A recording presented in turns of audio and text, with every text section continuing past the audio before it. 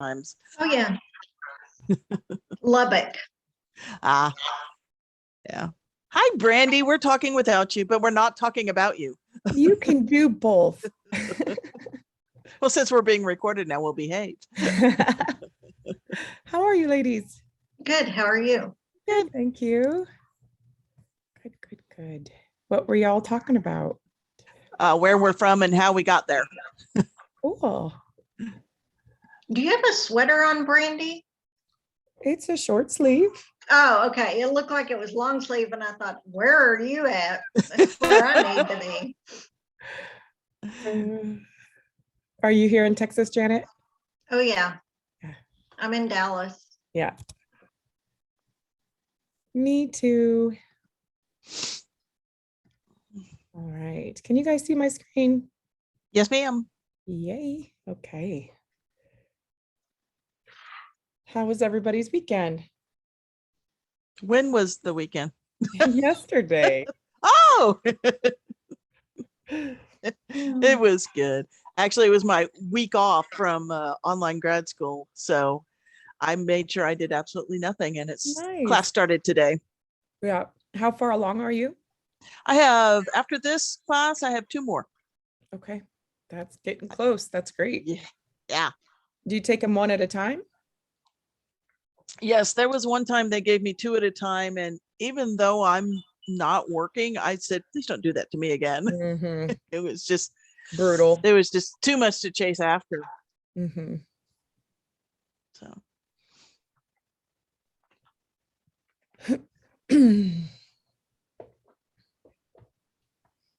Where are you working on your master's at, Julie? Oh, I'm sorry.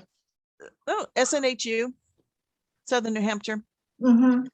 And it's an MBA with a focus on human resources, which is HR is what I've been doing for 30 years. So Do you feel like you're getting some, different perspective? yes, it's one of the things that's helped is just bringing me current on language. I mean, I Yeah. hadn't been in school in a while, and the last class was on optimizing brands, which is basically marketing, which I had fun with. This class is on total rewards, which I don't think I'm going to struggle. Yeah. But I'm glad I'm doing it. So, Mm-hmm. and I'm doing it for me. Yeah, that's great.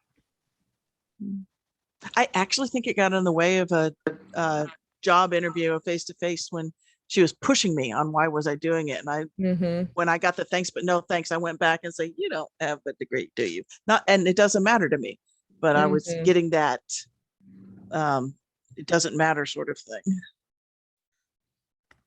Yeah, that's unfortunate because I think anybody that continues to learn throughout their life, it says a lot about what you're going to get by hiring that person. So I agree. Yeah. Hi, Stacy. Hi, Brad. Good morning. Good morning. How was the weekend? Very good. Good. Thanks for last Friday. You're so welcome. Here's a cuteness for you guys today. What's his name? This is a she. This is Nymeria. Nymeria. Yeah, and she usually sits in my lap all day long. Okay, it's about 12 o'clock, I believe. Do any of you have focus in your top 5 or top 10 strengths? Let me see. I heard something. What? Give me just a second. Oh, sorry, I said I'll check. You said it's your number 6? Focus is number 11 for me. Number 11 for you? 20 for you, Julie? It's Hi, in this my is top Rebecca. 10. I'm checking. Oh, okay, Rebecca. Sorry. You're just faint, so it's hard to hear you.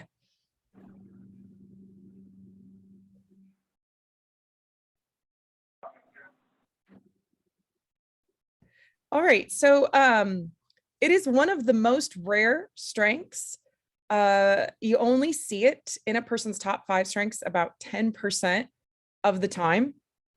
And so again, this is one of those that can be misunderstood when it's not fully understood. And it does fall into the executing strength domain, Gallup's leadership domain. Okay, and from a work zone perspective or a strength zone perspective, it falls into the evaluation. So it is extremely detailed strength, and it is all about how to make things efficient and get somewhere very quickly. And they are one of the strengths that values goals. So anybody with focus is going to want to have a goal. They're going to want to align around the goals, and then they're going to want to achieve the goal and focus on the goal very fast. And they want to clear all distractions away from the goal so that they can achieve the goal. They always achieve their goals. They're an intense personality. A lot of time you'll see it with paired up with achiever, and they even talk really, really, really fast when you're talking with them. So that's one way that you can know that you're speaking to a focused person, is that they're talking extremely efficiently. And during conversation, they're even going to, want to stay on track and want to stay on point of whatever it is we're talking about. They have a hard time shifting to the next thing until the goal is completed or until the objective is completed.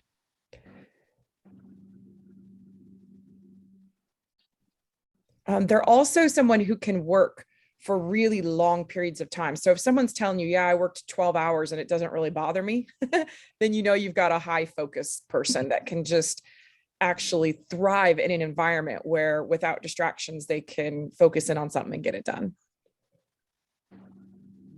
And you can imagine these people are people that lose track of time. All of a sudden they're supposed to be somewhere and they're like, sheesh, I was super engrossed and engaged and trying to work through something and didn't even realize it's been 5 hours. As far as what they work best on, they are not someone who's going to work best juggling 5 or 10, 25 things. They're opposites of a ranger. They work way better when they have 1 or 2, maybe 3 sole objectives that they are pushing towards. And they're usually quite large, things that take a lot of focus. Any questions so far on the description of focus?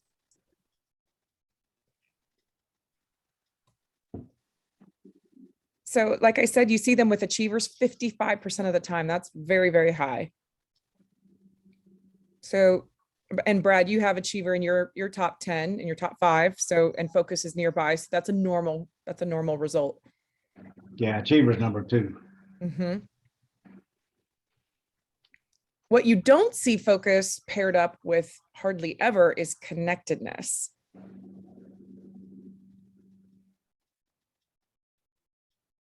Connectedness has a focus on how everything fits together, connecting with people, the spirituality of things. It's more about taking the time to connect with humans and also just understand how things fit together architecturally. It's not necessarily it doesn't have a need to be efficient, where focus is all about being absolutely efficient. That's all that matters to focus, and achieving the goal quickly. So focus is one of those strengths that intensifies everything around it, kind of like maximizer. So anytime it's in somebody's top 5, in whatever other strengths they have, you're going to see extreme focus on all those things. What we see focus be particularly intensified with is when it's with achiever, competition, consistency, discipline, responsibility. So achiever, competition, responsibility are all about getting things done, while consistency and discipline are your more systematic, efficient, and discipline is even in the quality assurance realm as well. So anytime you see those pairings, you're going to have an extremely intense individual. You already have an intense individual if they have focus at all. But if they're, paired up with these, it's even more so. They may not do their best work with an includer, someone who's including the massive the masses, which reduces efficiency. Or it can seemingly reduce efficiency. I mean, if we're efficient with people, and again, if you look, this is not a blue strength, this is not relationship building strength, but if you, what was I saying? If you're efficient with people, you may not actually be efficient. That's the thing that is interesting about efficiency, is that it doesn't necessarily work with people. So therefore, if you're trying to have this high level of focus with people, you may not actually be efficient. However, that's not the way necessarily focused people see it. They just are looking for streamline and efficiencies, and again, beelining to the goal. So they could find an includer inefficient, or a ideator who's just ideating and brainstorming and not really focused on a goal and getting something done. They could find that really frustrating. I also wanted to point out that when you see somebody with activator and achiever in their top 5 strengths, or top 6 or 7 strengths, that starts to look a lot like focus. So you might see somebody who you think is focus, but in reality, it's because they are getting things started and getting things done, and they're doing it all very quickly. So a pairing like that might look like focus, even though it's coming from other strengths. And then focus is going to appreciate anybody efficient, anybody fast. Activators, consistency, discipline, other focus individuals. They're going to appreciate individualizers who want to help people perform at their best. They're going to appreciate a maximizer who's also trying to help people perform at an elite level of performance. And again, that responsible person who's just really driving high quality and getting things done, they're also going to appreciate them. What they're not going to appreciate is the inefficiencies, the disruptions, the distractions, when there's no plan, when there's no goal, the destination is unclear, there's obstacles. Maybe someone doesn't have an attention to detail, or isn't giving them the, all the details they need to understand how it works. These are the type of things that frustrate them. Whenever they do get to prioritize, streamline, and they get to bring those things to life, they feel really, really good about those. They really feel great about achieving goals. They track their goals all through the year. They have weekly goals, monthly goals, quarterly goals, yearly goals, and they're tracking all of those all through the year to make sure that they actually meet their goals.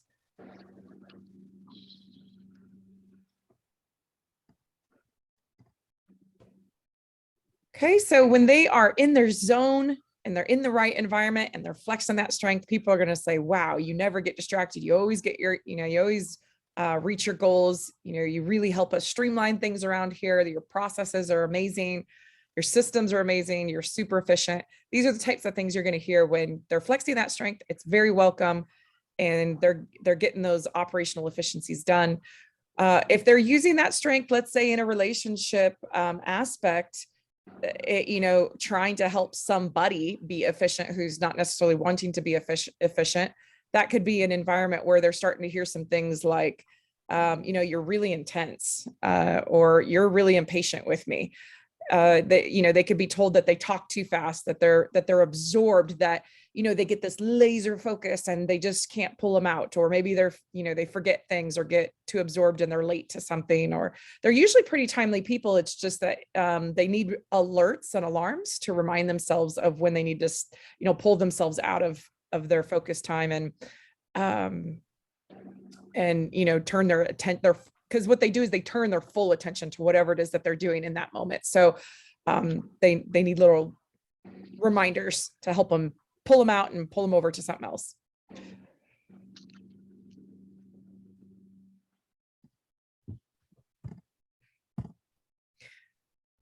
Okay, so they love being acknowledged for the fact that they don't let things distract them, that they do stay on task, on point, and work towards their goals. They do that for teams too. They help teams stay on track and not get distracted by all the things that it's easily, it's easy to get distracted by.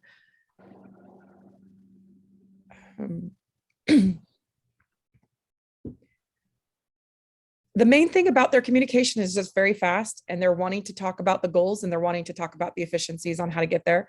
and they don't mind the details. They appreciate hearing it, but they want to hear it fast. And you're going to see if you're not talking fast enough for a high focus, they're going to struggle to stay engaged in the conversation because their brains just work extremely fast. So does that mean we finish people's sentences for them? We might in our minds, but we probably shouldn't do it aloud. Just checking. We should probably just let them express themselves. But we are, and I think when you have strategic, like you do, Brad, you're also thinking far ahead, not just fast, which means that you're probably in your head completing, like knowing what they're going to say. And you're just like, but the focus part is the impatience part. It's the part that goes, spit it out. Let's go. Like, the strategic is the foresight, but the focus is the speed.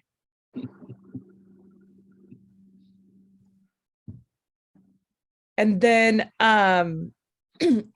if we are speaking to a focused person, we really need to come at them with a goal. We need to come at it with, here's how we're getting there. Let's talk about, what we're trying to achieve. And then you gotta whip it out and say it fast. If you're not ready to clearly communicate in an efficient way, it's going to be a tough conversation for them. They like structured conversations. They hate it when we're going this way and then going this way, and we're weaving in and out of things. And that is not a fun conversation for them. That gets very frustrating to them. And they really don't like brainstorming type meetings. They're just like, what is the meeting for? What's the goal? What are we going to achieve as we come out of it? And then move on.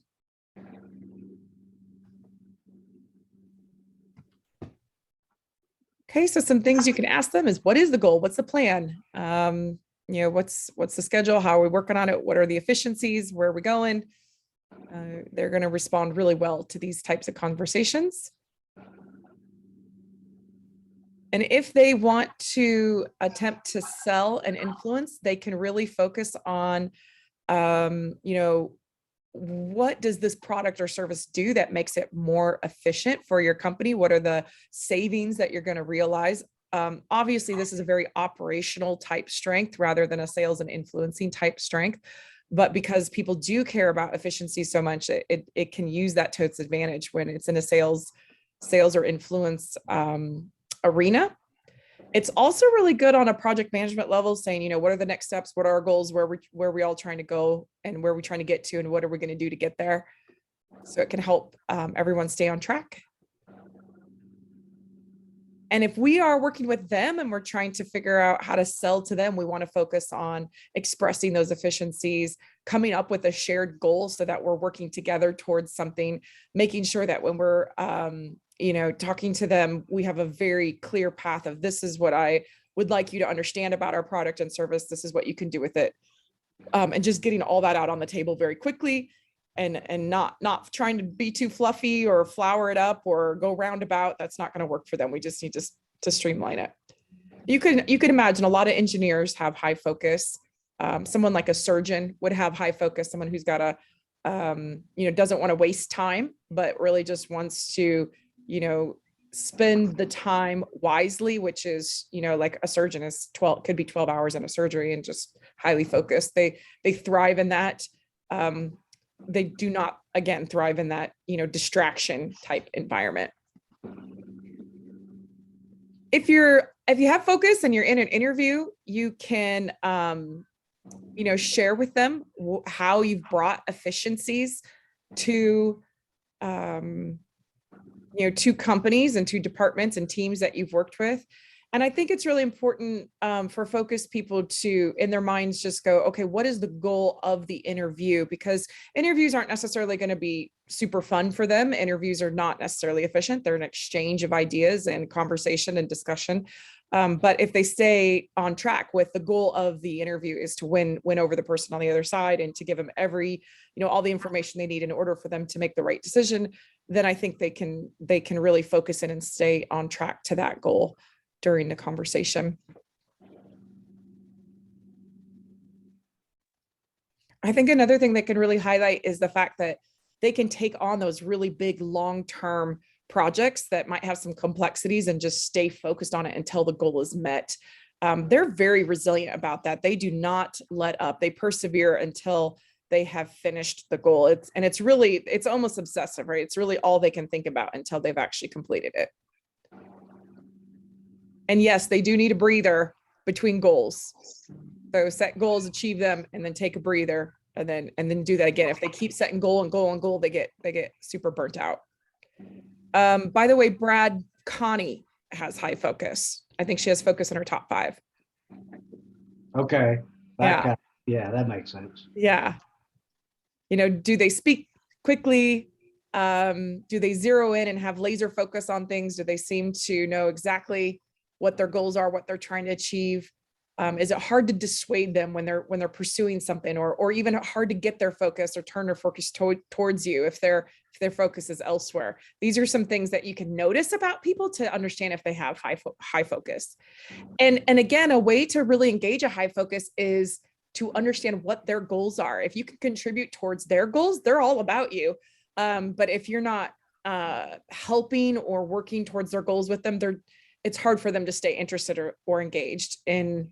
And again, this is just the focus. So like, if you have someone that has a bunch of relationship skills with focus, that some of these things that I'm saying might be varied and might not be true. I'm just solely focusing on that focus strength today only. So they use words like objective, focus, goal, efficiency, streamline, schedule, streamline. Oh, I used streamline twice. Detail, quality. I think I've said most of these words today. Outcomes, production, fast, structured, clear, no distractions, distraction free. Okay, so if you have focus, you need to feel in control typically. So it's really helpful to write down the aspirations on paper so that everything is tangible and you can go after it. And when you get tunnel vision, schedule breaks that allow yourself to come up for air and regain perspective, because it's easy to get so focused and streamlined on something that you don't realize that maybe it's not the right direction anymore. Maybe it's not the right goal anymore. To be able to step back and go, okay, am I even pursuing the right thing at this time, is really important for focused people. So they need to schedule those breaks and take them and step back and look at the big picture.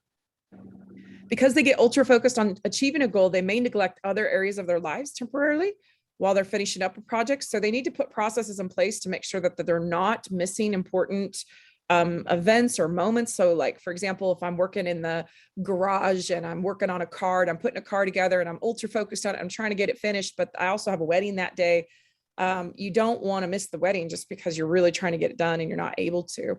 You just got, the focus people have got to find ways to pull themselves out of it and make sure they go to this important wedding or event. And then they can come back and refocus in the evening to finish the car up or something like that. It's hard for them to do that.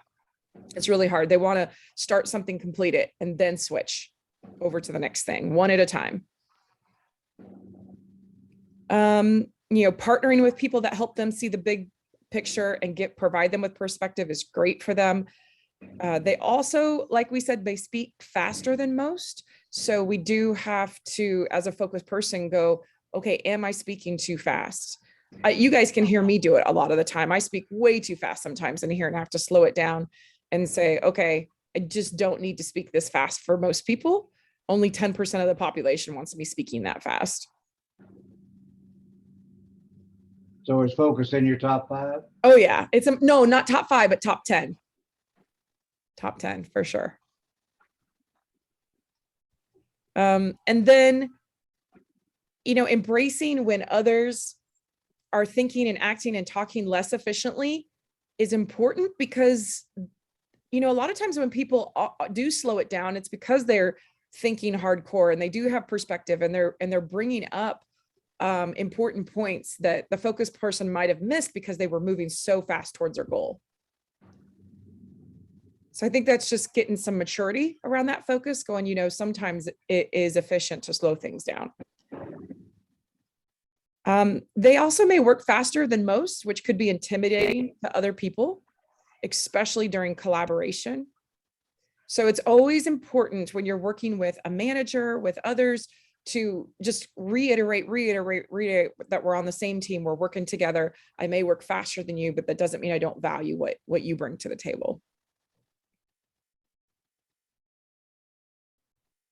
And then, obviously if they're going to work and talk and execute faster than others, they just have to understand that most people aren't going to operate that fast. And it's an unrealistic expectation to think that someone's going to work at that pace or speed. They're extremely independent.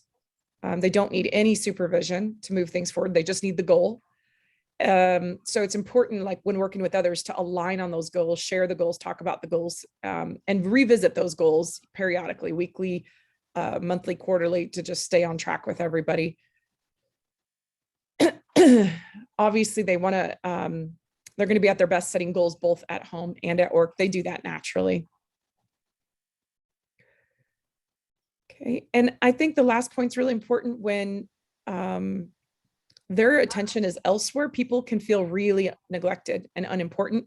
And a lot of times what happens is people are attracted to focus because when they're talking to focus, their full undivided attention is on them. And they love that feeling of having someone's full undivided attention. But then what happens is that context shift, right? The focus goes and focuses on something else. And the person who loves all that focus and attention is left alone with no one paying attention to them at all.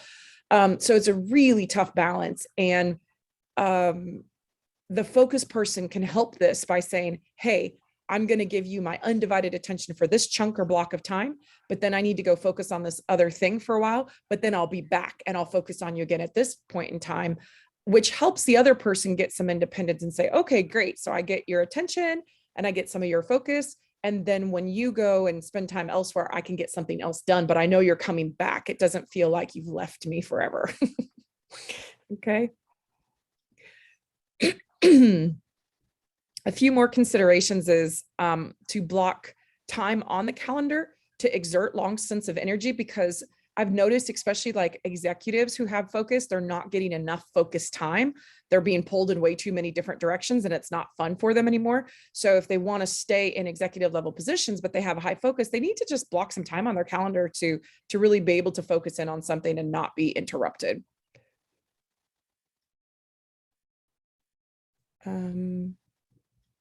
I wrote here that people can get annoyed when you're obsessing about something because you're just thinking about the goal, thinking about the goal, thinking about the goal. It's like, just go get the goal done, then come back and have conversations with people. Don't try to, I even get frustrated when high focus people answer the phone when they're in the middle of something, because you're like, look, you're so absorbed.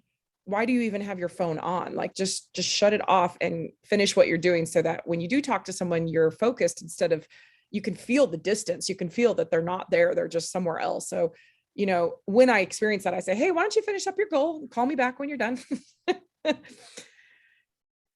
And then obviously, if they are impatient with people, that's not going to go over well. They're not going to have any friends. And, that's not good. They have to make it known that they are impatient with the delays and the obstacles and the distractions, not the actual people. Even if people are behind those things, it cannot be directed at the person. It has to be, those frustrations have to be directed at the things to maintain relationships.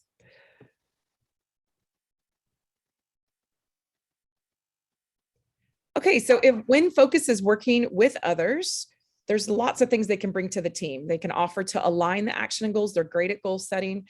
They can offer to create efficiencies for the team. They can offer to streamline work or help with process improvement or quality assurance type roles. Just, communicating again to the team when you're going to be MIA to go work on things for a bit and when you'll be available to talk, and just really blocking time, scheduling things, prioritizing to make sure everything stays on track. Keeping people up to date throughout the weeks, months, quarters, that's something you can bring to the team and actually lead and direct those types of things for the team. Obviously, they're going to help the teams reach the goals, which the team will appreciate very much about them. And when we're working with them, again, we're just going to talk about the goal. We're going to talk about the destination. We're going to ask them to help with efficiency and process improvements.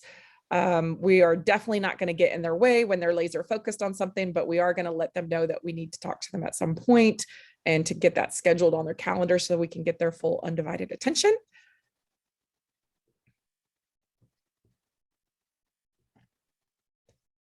And as always, I have listed out the various reasons why a focused person might want to pair with each of the other strengths.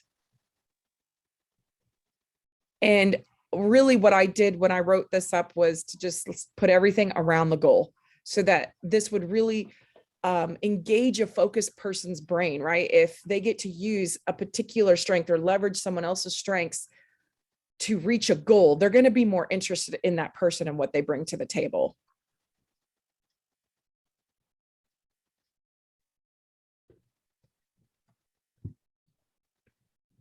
What thoughts do you guys have today?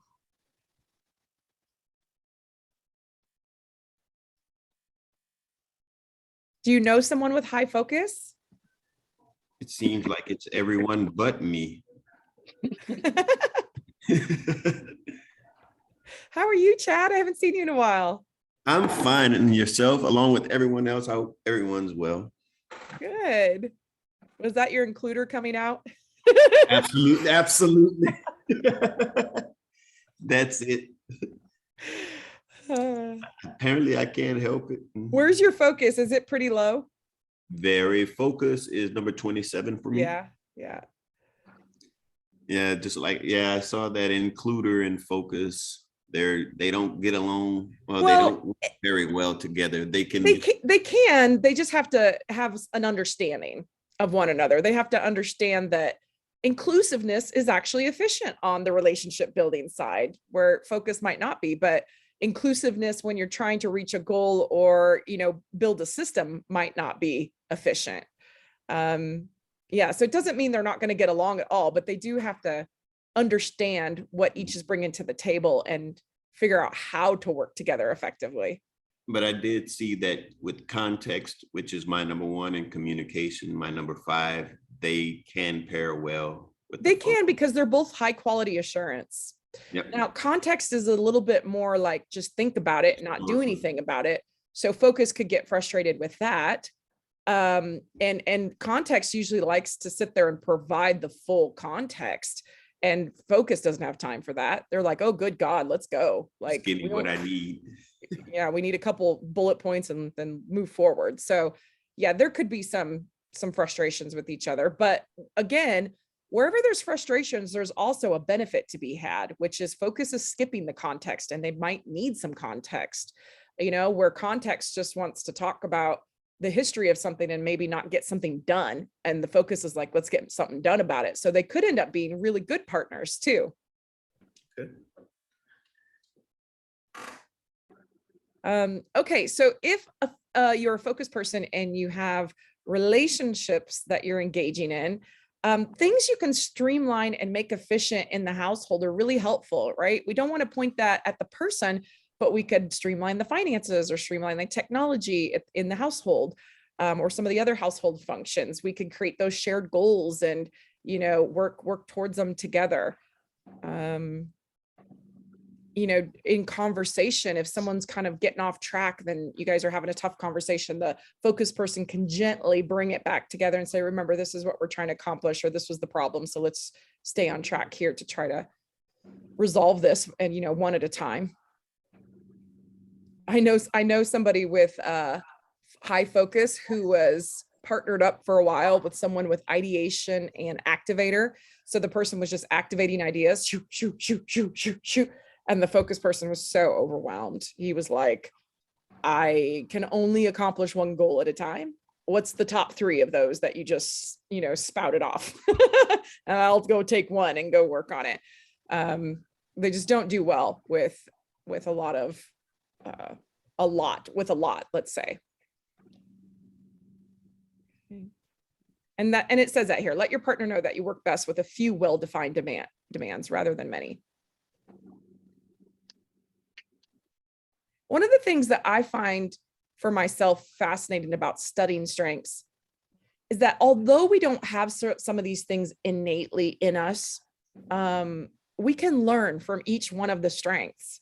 We can learn about what's important to them and how they get things done. And if you're a high learner like myself, I may not have that thing as a strength and do that. But if I see on paper that that's a really good thing, and during, you know, this situation or this environment, it's a good thing to do this, even though it's not in my nature, I might be able to execute that. So it's been so fun for me as a strengths coach, learning about what's important to people and then how they do that well, so that I can, you know, do those things too, even though it's not in my nature. Okay. When your partner has extreme focus, you always want to clarify, where are we going? What's the goal? What's the point of this conversation? You know, another thing that they love is when you give them a time block. So you're like, hey, I need 30 minutes of your time to talk to you about ABC, or it's going to take 60 minutes or whatever. And they will organize it in their schedule of when they have that amount of time and that kind of focus to give you for whatever it is you need. So if it's a 2-minute thing, you say it's going to take 2 minutes and they'll fit you in somewhere. And I've also noticed with them, they will reject whatever you say immediately because they haven't thought through where to fit it in the schedule. But the minute they take the time to think about it, then they go, oh, you know, I can do that today, or I can do that tomorrow. It's going to be at this time or whatever. But immediately they'll be like, no, because they haven't thought through, does it align to the goal? Is it important? How much time do I actually have? And so that's important to know, that, you know, you throw something out there, they just need a minute to think about it and figure out where it's going to fit. So quick question, Uh-huh. because apparently we may have several people on our team that have focus. Yes, I think one of them was sitting right next to you. Yep. It's possible. It was.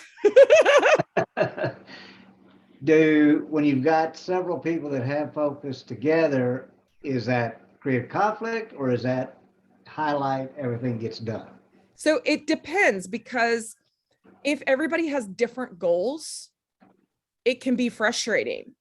You know, why do I care about your goal, or why do I care about your goal? My goal is this. I'm trying to get this done. But if you have a group of engineers that are all working towards the same goal, they're trying to build the same thing. Oh, they love working together because they're all focused and they're all spending large amounts of time and they're all laser focused on something and they're high quality and they're getting things done and executing, you know, so it just kind of depends. Like someone with high focus, some of my clients that I work for, they really could care less about me or give their attention to me unless all we're talking about is their goal and what they're doing. So you could be seen as kind of selfish in a way too, right? Because it's like all they care about is their goal. And if you fit into that somehow, then they care about you. But if you don't, it's just hard for them to be like, what's the purpose? What's the point? My goal is this. You don't fit into that in any way. So why would I give you any of my time or energy? So it really just depends. And so for your group, I think it's important for y'all to have a common goal, like almost like real estate agents, right? They have their individual goals, but they have a team goal too, so that they're all trying to make both happen. They're committed to the individual goal and the team goal. So if you guys don't have that, Brad, you should do that. You just say, what is our team goal? Where do we all want to, and it should be lofty, right? If you have focus, it should be a challenge for everybody of where do we want to get by the end of the year? Where do we want everyone in the group to get by the end of the year? How do we support each other so that we all reach this goal at the end of the year? I think that could be really strong for that group. Okay. So the magic is the goal. The magic is the goal. That's exactly right. I got that. Mm-hmm. Okay. If you are focused and you are a parent, you do have to monitor your insensitivity, because the focus strength itself can be insensitive. It doesn't mean you don't have, again, other strengths that are not insensitive, but the focus one can just be, let's go get your shoes on in, driving efficiencies. And it's nice to teach your kids about streamlining and effective processes, because those things really matter in today's world with the high technology demands that we have. So I think that, setting goals with your kids and having that perseverance to reach the goals and following through and making sure they start something and finish it are really, really powerful tools to work with and teach your children because of being a high focus parent, but you also have to realize that high focus does not develop love and care. It just develops efficiencies.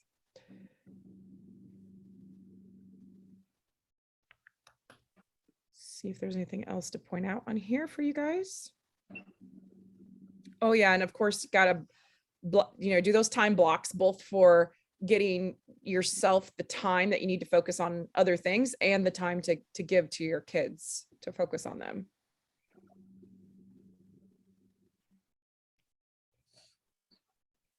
What if your child has high focus?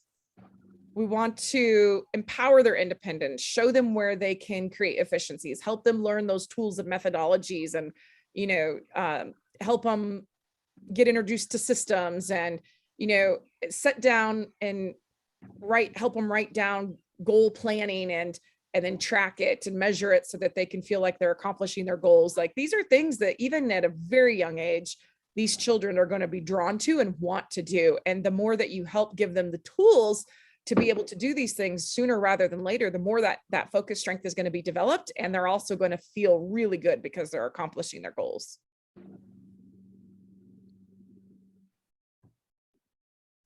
I also think we have to teach them how to manage their impatience with delays and obstacles and distractions, because that is something that, especially as a child, they're going to experience.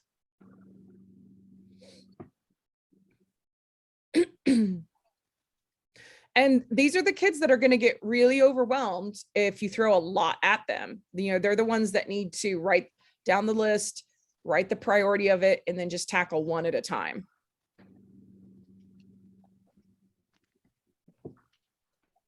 As a leader, of course, the leaders can help the team prioritize the work, give them the top 3 goals they need to get after for, the different timeframes, week, month, quarter, year. And then as a leader, you want to go, okay, now how do I help the team achieve those goals? What do they need? What systems do we need to put in place? What processes does the team need to use to be able to meet their goals? And just looking at that bigger picture and basically like providing the things that the team needs in order to be efficient and reach their goals.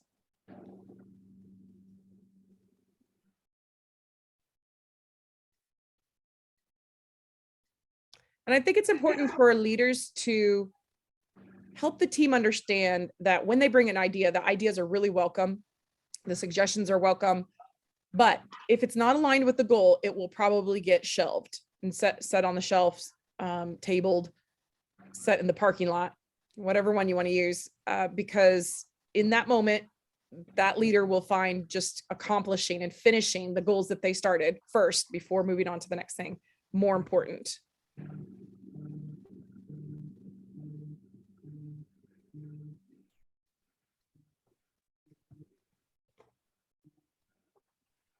Okay, if you are a leader, you don't have focus, but you have someone who has focus, or maybe you do have focus, but you have someone that has focus, you definitely want to ask them to be a part of that goal setting.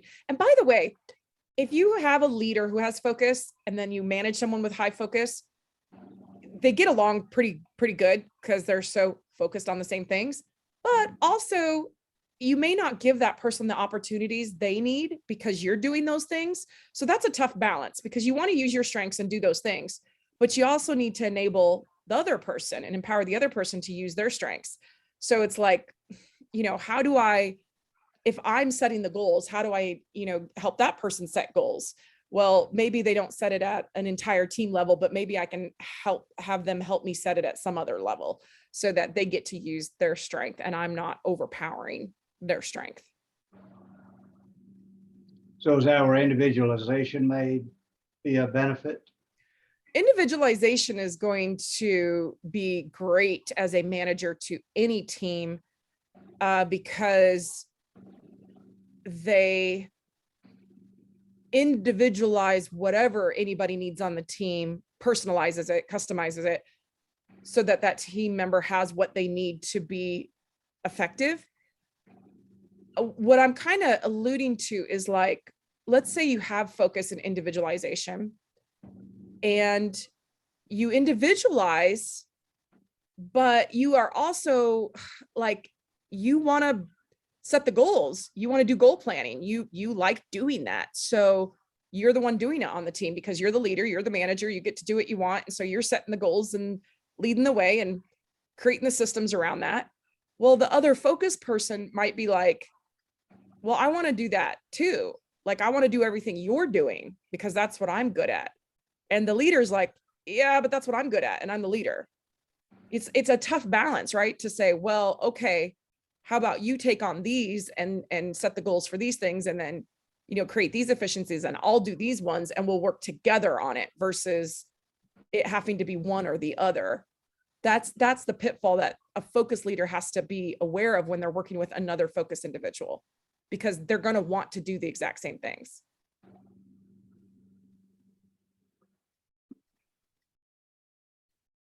Hopefully that made sense. Yeah, that makes sense. Also, when you're managing a focus, you got to be ready for your meetings. You got to have goals in the meetings, and then you got to revisit the goals in the meetings, and then you got to talk really fast and just got to be on. And the meetings need to be 30 minutes, not an hour. And, you know, just, they don't need a lot of fluff. They need efficiency to be at their best.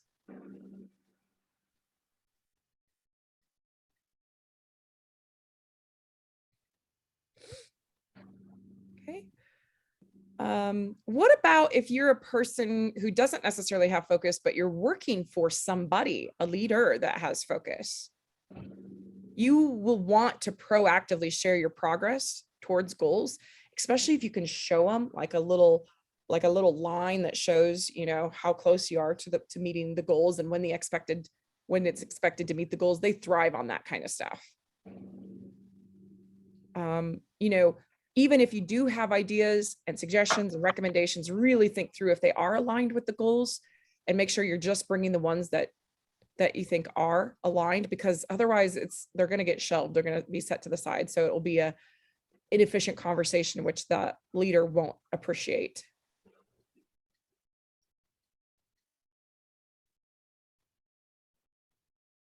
Although that they may be impatient with delays, obstacles, distractions, you still need to communicate them and share them with them. It can be really hard, especially if you're a harmonic person, to bring up things you know are going to cause a bit of conflict, but it's still important to communicate things even when, you know, so that they're in the know, you know, when they're happening.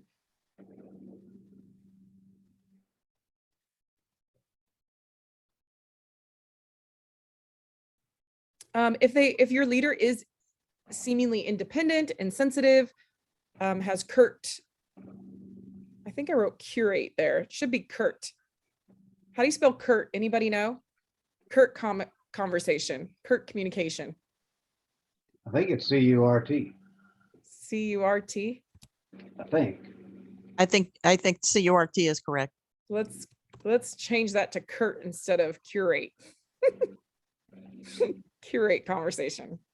Oh, not new slide. Great. Where'd it go? This one? There you go. Thank you.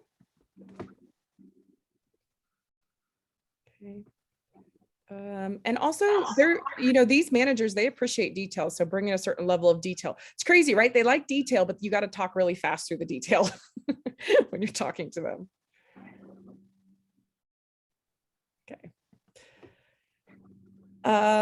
What about when you have focus and your manager does not? So you're wanting to move really, really fast. You're wanting to be really efficient, but you have a manager that loves to just talk and build relationships and hang out. You really have to think about, when am I being inconsiderate and insensitive to this manager? How do I need to see this relationship building style as efficient rather than inefficient? You know, how do I share my progress and my goals, and, you know, how do I communicate what I need, but also balance what they need in order, you know, to be effective on this team with this person. So for example, maybe if you're working for a relationship builder, but you have this high efficiency, you can show them how you've been able to develop relationships with 100 clients, because the 100 is your efficiency, but relationship building is important to them. So it's a matter of balancing your own strengths with what they want to hear or what they need. You'll have to think about how fast you're talking to the manager. You have to make the manager know. You have to let them know that you need blocks of time, of uninterrupted time to get things done, that you need goals. So you got to work through goals with the manager. Just really helping them understand your personality is going to be effective and important. It's tough, for example, when they feel like they need to reject a project the manager assigns them because they don't feel it's aligned with the goal or mission. So it's important to talk about that, but to also not go, well, this manager's dumb. He said the goal was this, and then they gave me this, and this has nothing to do. You can't do that. You got to go, well, you said the goal was this, and then this, I don't see how this is aligned. How is it aligned? Because in your mind, you either have to get aligned in order to do it, or you're just going to reject it. And maybe the manager knows something or sees something that they didn't communicate, and they just didn't express it for whatever reason. So if you can just have those conversations to make sure y'all are on the same page, that's important.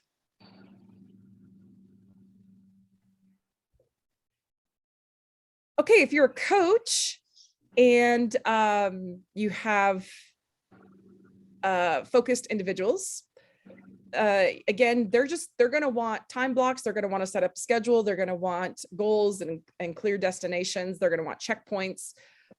They want you as a coach to help them find efficiencies, streamline things, look for ways to better use their time. They want resources. One of the resources I'll show you guys today is called 4-Day Work Week. It's all about efficiency and how to create efficient, how to work more efficiently so that you don't have to spend so much time working. They really, really light up when they find these tools, methodologies, and processes that they can implement. They love to do things fast.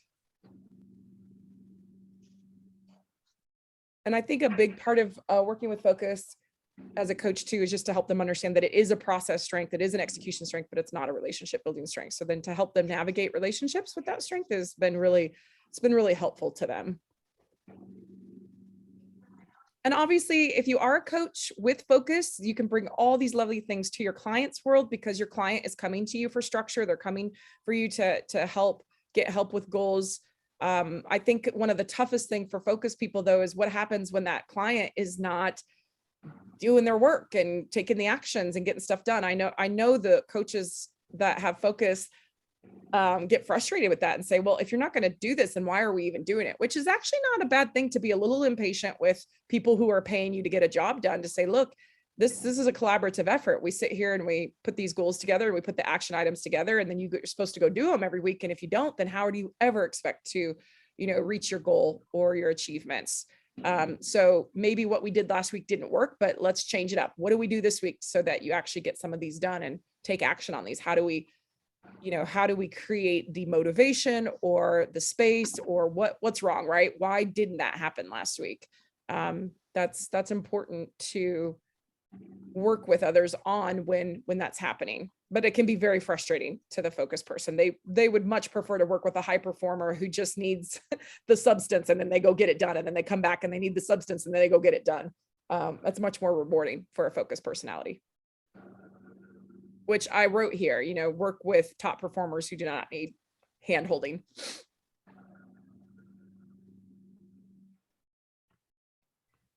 Here's some action items that the Focus person can take on a daily basis or a weekly basis, whenever they want to. And again, they should have roles that allow them to do these things every week as well.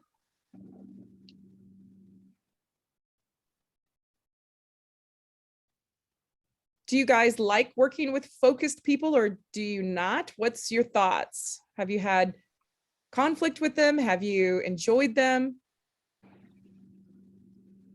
I like working with them, but that's me. Too. Yeah. Yep. Because we get stuff done. That's right. The achievers love Focus. Discipline loves Focus. Responsibility loves Focus.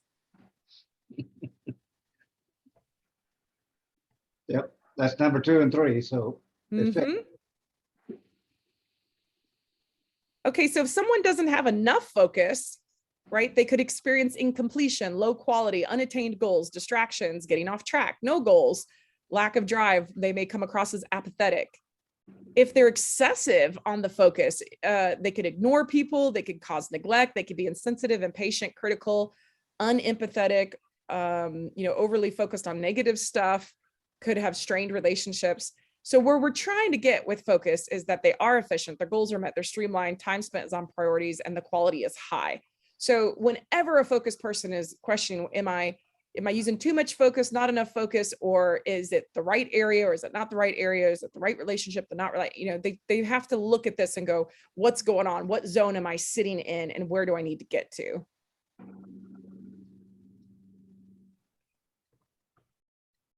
Here's a few careers of people that I have worked with that have high focus.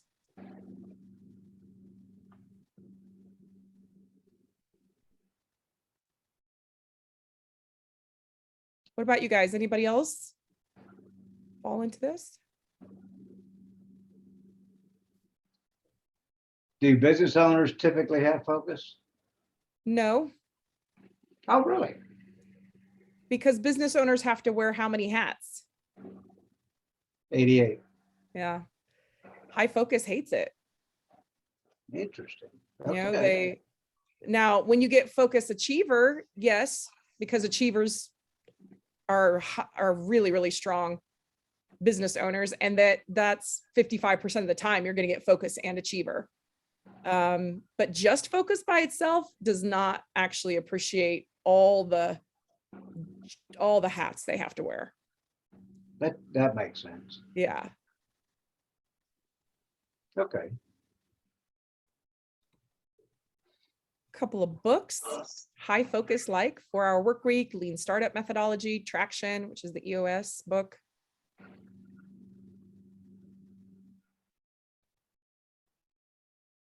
Have you guys read any good books on efficiency?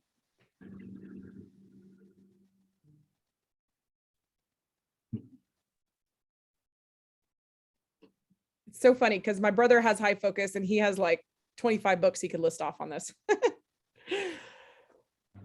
Okay, you guys know the drill. You can take this in any language. You can get the app.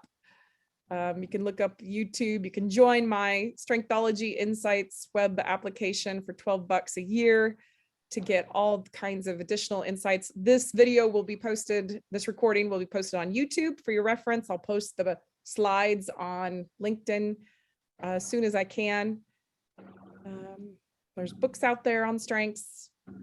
Everything I do, goes to Operation Underground Railroad. 10% goes to Operation Underground Railroad to help the human trafficked children. I was dreaming about that last night. I don't know why, but my brain thinks about people who have been human trafficked a lot. We live in such a privileged world, and we get to wake up in our nice beds every day and with our little animals and our nice homes. And some people just don't have that privilege. And I hate that. I hate that for them. This is my information. If you guys need to get a hold of me in any way. What else? Is there anything else that you guys would like to ask, talk about, chat before we go? Should we see what we're doing next? I think we're doing harmony next week.